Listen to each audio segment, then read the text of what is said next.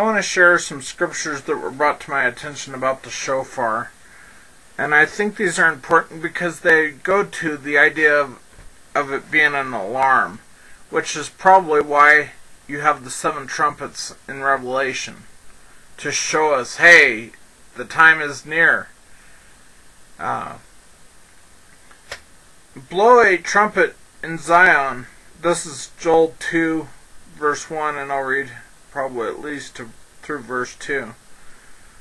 Blow a trumpet in Zion and sound an alarm on my holy mountain.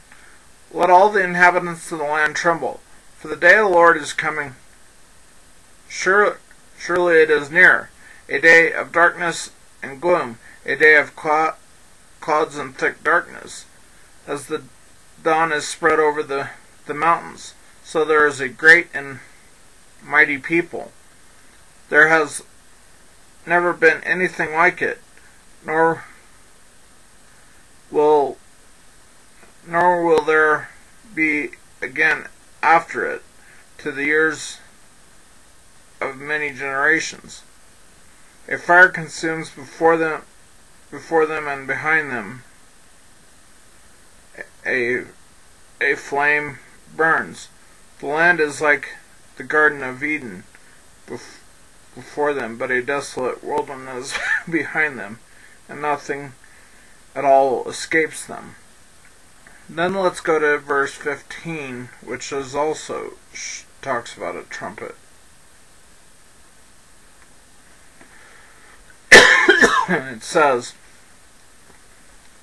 blow a trumpet in Zion, consecrate a fast, proclaim a solemn assembly, gather the people, sanctify the congregation, assemble the elders, gather the children and the nursing infants. Let the bridegroom come out of his room, and the bride out of her bridal chamber. Let the priest,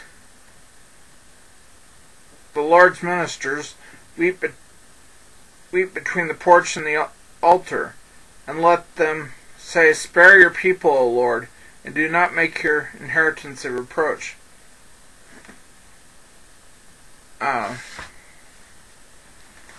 So we have that, and then let's go over to Ezekiel 7 verse 14. And then we'll go to Ezekiel 33 after that. But Ezekiel 7:14 says, and they have blown the trumpet and made everything ready, but no one is going to the battle. Notice this is about a battle. For my wrath is against all their multitude. The sword is outside, and the plague and the famine are within. He who is in the field will die by the sword. Famine and the plague will also consume those in the city. Probably talking about the what happened at the siege of Jerusalem, but it still matters. Now let's go to Ezekiel 33, which is about the watchman. Ezekiel 33,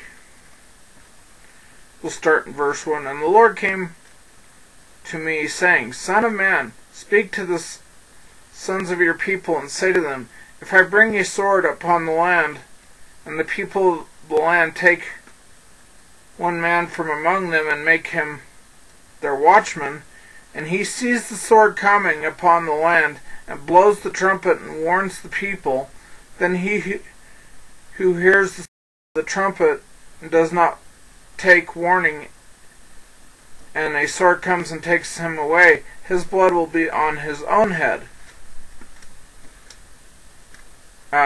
He heard the sound of the trumpet, but did not take warning. His blood is on himself. But had he taken warning, and he would have delivered his life. But if a watchman sees the sword coming and does not blow the trumpet, and the people are not warned, and the sword comes and takes a person from them, he is taken away in his iniquity, but his blood I will require from the watchman's hand.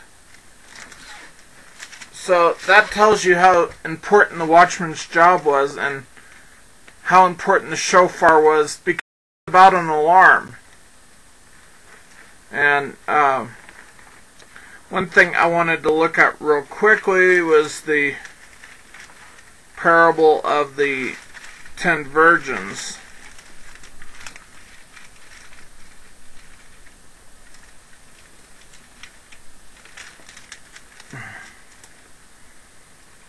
The parable of the 10 virgins is, I believe, in Matthew 25. Yes. It talks about them having their lamps. This is Matthew 25, verse 6. But at midnight there was a shout, "Behold, the bridegroom come out to meet. Behold, the bridegroom, come out to meet him." Then all those virgins rose and trimmed their lamps. And see, some of them were asleep, and I believe this has to do with Yom Teruah, which is why I bring it up, because they have their lamps, and it talks about the 5 wise going in, but the 5 foolish not. And he says in verse 12, he answers them when they ask him to open up for him. He says, "But he answered, Truly I say to you, I do not know you." Why does he not know them? Because they don't keep the Torah. But hopefully this helps you with what a trumpet was used for and how powerful it is as a weapon in the spiritual realm. Shalom, shalom.